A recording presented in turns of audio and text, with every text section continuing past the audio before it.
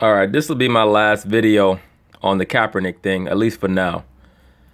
But it's just to touch on something that I mentioned at the end of the second video in regards to the female in the middle of that group. Her name is Molly Karam. And like I mentioned, once you get these females of the other races, once they deal with a black man, all of a sudden they start speaking up on so-called black issues.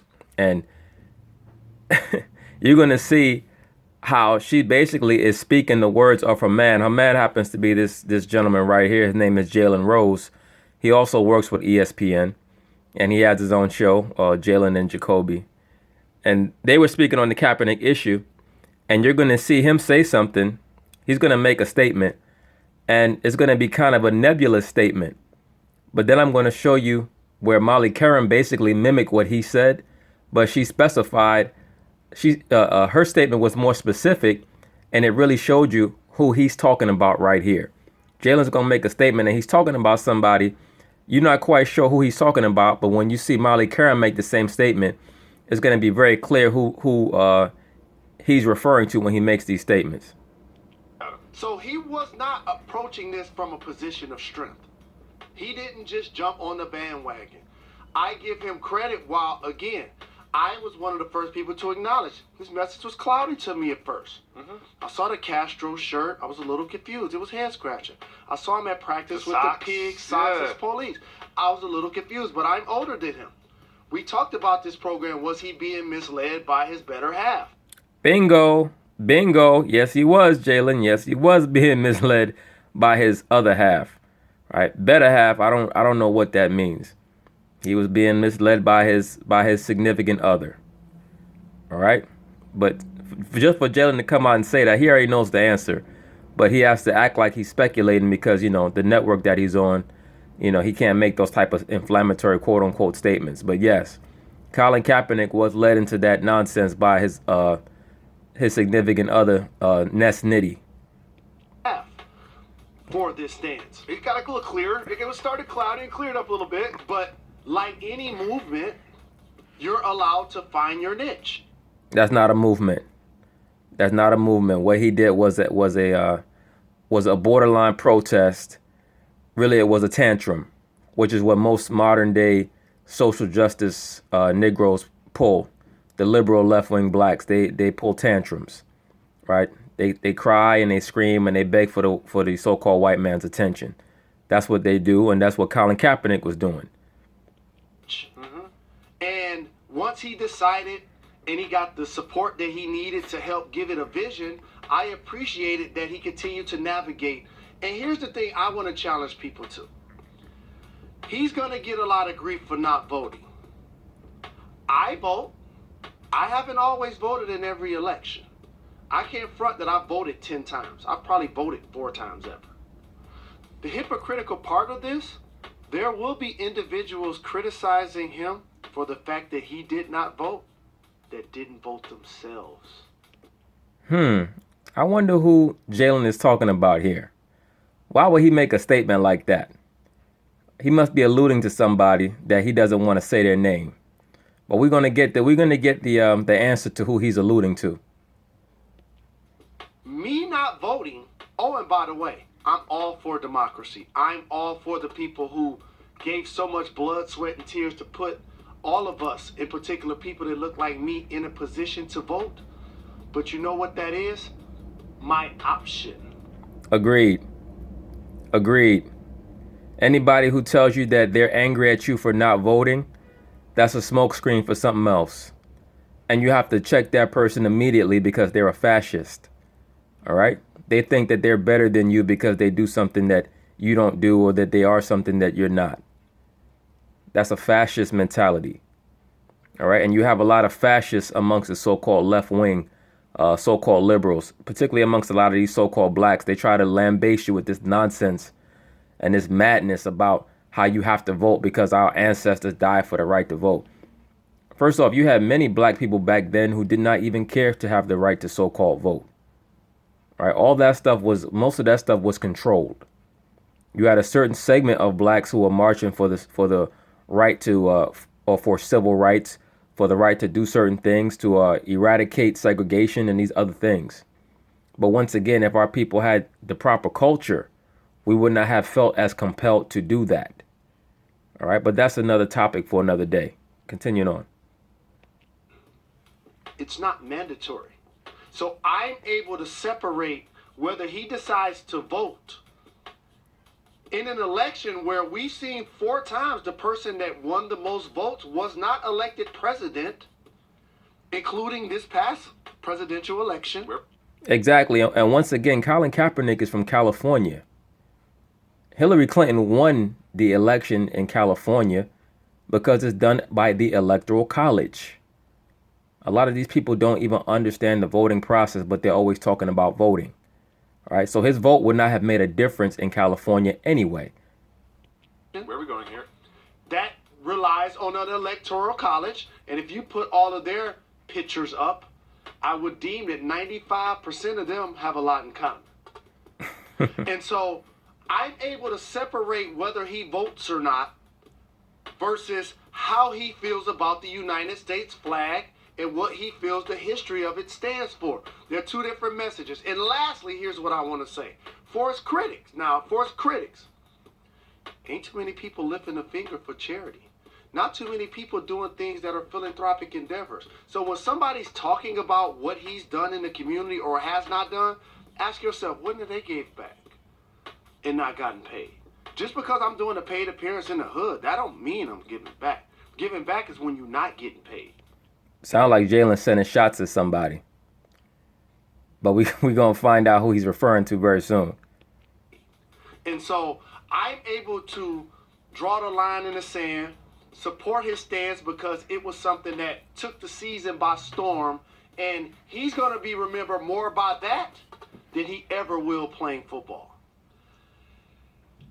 0 to 100. I disagree in regards to his support for Colin Kaepernick, but everything else he said, he was able to qualify. So I respect his position. It's duly noted. But let's find out who he was referring to. So now, remember I said that Jalen Rose's woman, his other half, is the young woman who works on this show, First Take, Molly Karam. Now, we just heard Jalen Rose's sentiments. It sounded like he was sending some shots at somebody subliminally. And now we're going to see what she says. And it's going to cement who he was talking about because we know they're together. So obviously he's putting thoughts into her head.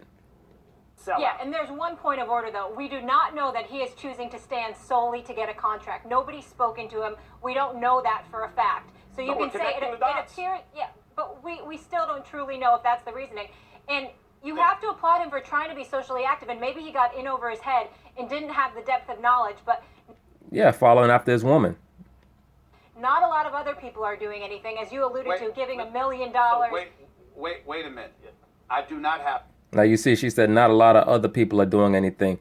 She's making the same vague statement that Jalen made, but she's going to specify, and the person that she's targeting is going to pick up on it. I have to applaud him. The second that he refused to exercise his right to vote as a black man in the United States of America, I do not have to support that. What does being a black man in America have to do with whether or not you support Colin Kaepernick? You're supposed to either support or not support his statements or his sentiment based on logic, reason, and rationale.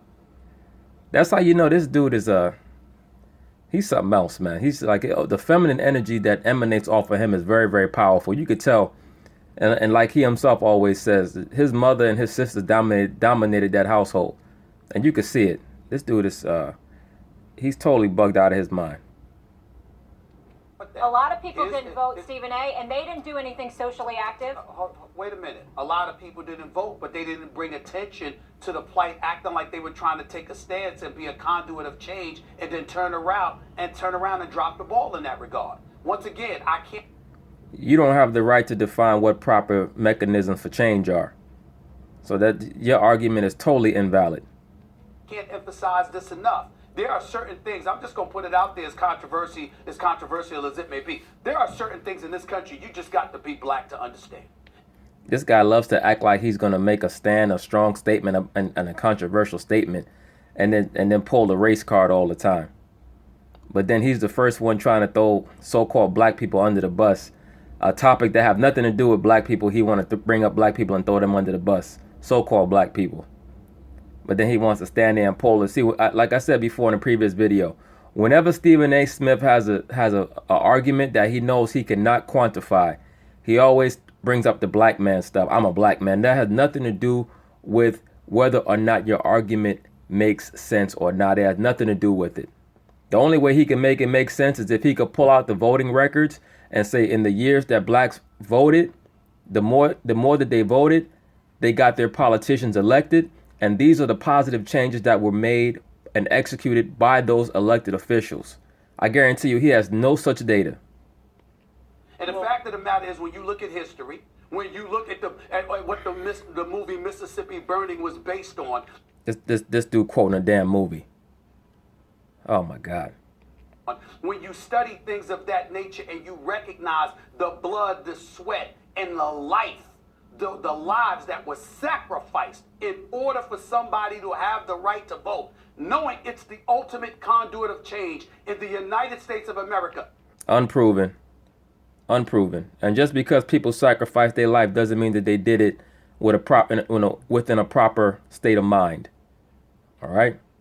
The same way people who followed that Black Lives Matter nonsense, the only thing that you were doing was following the Black Lesbians Matter movement. All right? That's all you were doing. But anyway.